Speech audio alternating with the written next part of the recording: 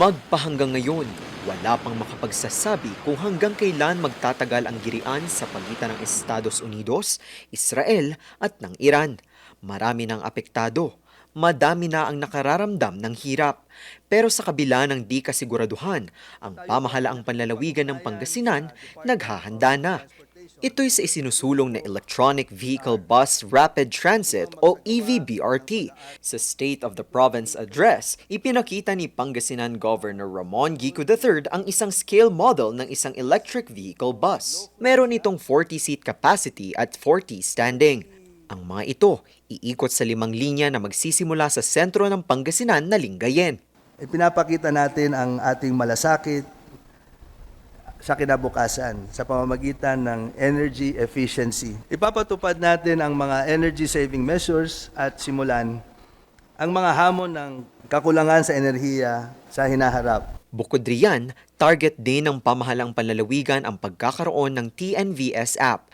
60 slots ang inilaan ng Land Transportation Franchising and Regulatory Board o LTFRB.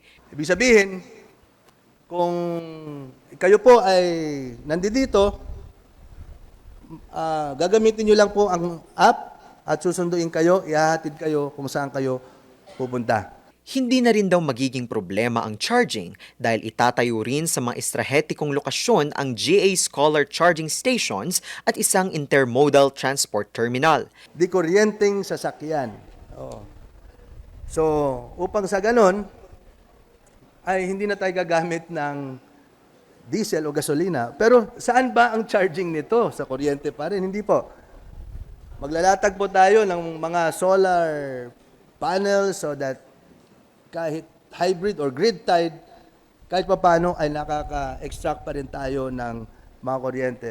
Sa ngayon, nagpapatuloy ang pakikipag-ugnayan ng pamahalang panlalawigan sa pangunguna ni Pangasinan Governor Ramon Monmon Gico III sa Department of Transportation o DOTR kasabay ng panawagan sa alkalde ng bawat bayan at lungsod bilang suporta sa programa.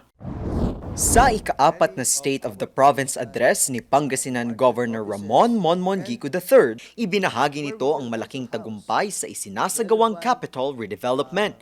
Ngayong buwan ng Abril, ang Capitol Complex na parte ng redevelopment nasa 44.41% na. Ibig sabihin na ilatag na ang mga pundasyon nito na parte ng isinasagawang first phase ng proyekto. Dito, matatagpuan ang iba't ibang opisina ng pamahalaang panlalawigan ng Pangasinan at national line agencies sa mas epektibo at people-centered na serbisyo. Simbolo raw ito ng pag-unlad na may paggalang sa kultura at kasaysayan ng probinsya. We ensure that matibay yung pundasyon, na yung 11th story will hold up even all of us if we're not here in this world anymore. That building, that symbol, or that symbolizes the greatness of our province. Bukod dyan, patuloy na dinadayo ang reflecting pool ng Kapitolyo na sumisimbolo sa malinaw na direksyong tinatahak ng probinsya. Inaasahan na sa taong 2027 matatapos ang konstruksyon ng 11-story Capitol Complex building. Dahil sa matagumpay na takbo na ekonomiya ng probinsya ng Pangasinan, ngayong taon, pinatatakbo ang probinsya gamit ang historic na 8.1 billion pesos na budget ngayong 2026. Mas mataas ito sa 7.1 billion na budget noong 2025. Bunga ito ng mas pinalakas na koleksyon ng quarry operations na pumalo sa 232 million pesos mula sa nooy 15 hanggang 18 million pesos na koleksyon noong nakaraang administrasyon kada taon. Saan napupunta ang pondo noong time ng previous administration? Ibato nyo man sa akin na naging istrikto ako, ibato nyo man sa akin na may mga taong nanamantala, hindi po si Monmon Gico yan, at lahat po ng nanamantala dyan ay tinanggal ko na po. 20% sa mga ito ang inilaan para sa serbisyong pangkalusugan.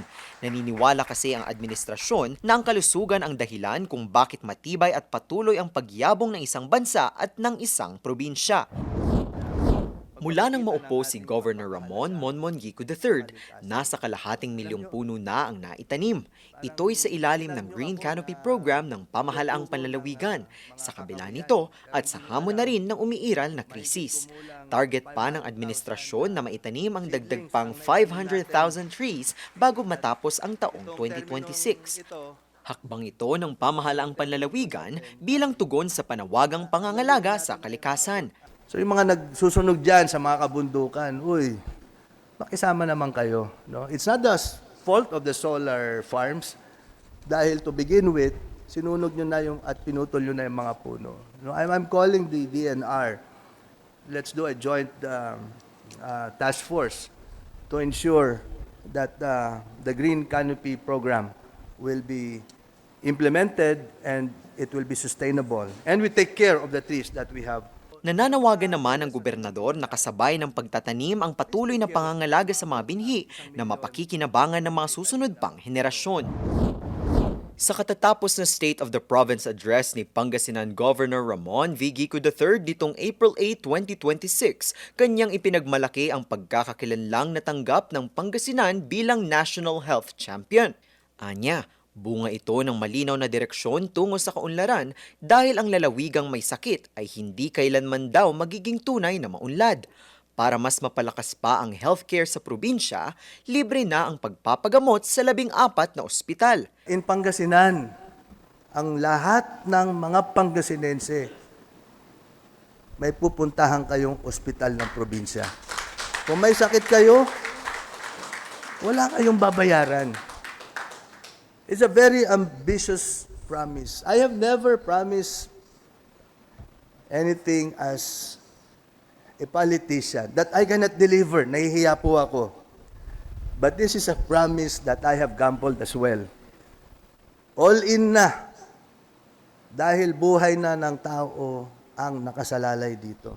Bukod pa riyan ang mga nasimulang proyekto at programa muli sa probinsya para sa kalusugan, gaya ng 10 target na maitayo pang karagdagang mga ospital sa probinsya. Sinigurado rin na bawat ospital may mga makabago at dekalidad na mga kagamitan gaya ng mga CT scan, MRI at iba pa. Tuloy-tuloy rin ang Gikonsulta program sa tulong ng Yakap program ng PhilHealth. Sa ngayon, nasa 3.2 million na Pangasinense na ang registered sa naturang programa. Ang mga programa at proyekto sa kalusugan may siguradong 1.6 billion pesos na pondo mula sa probinsya at 1.5 billion na pondo mula sa PhilHealth. Pangako ng gobernador, hindi pababayaan ang kalusugan ng mga Pangasinense at hindi na nila kailangan pang lumayo at gumastos ng malaki para lang makapagpagamot.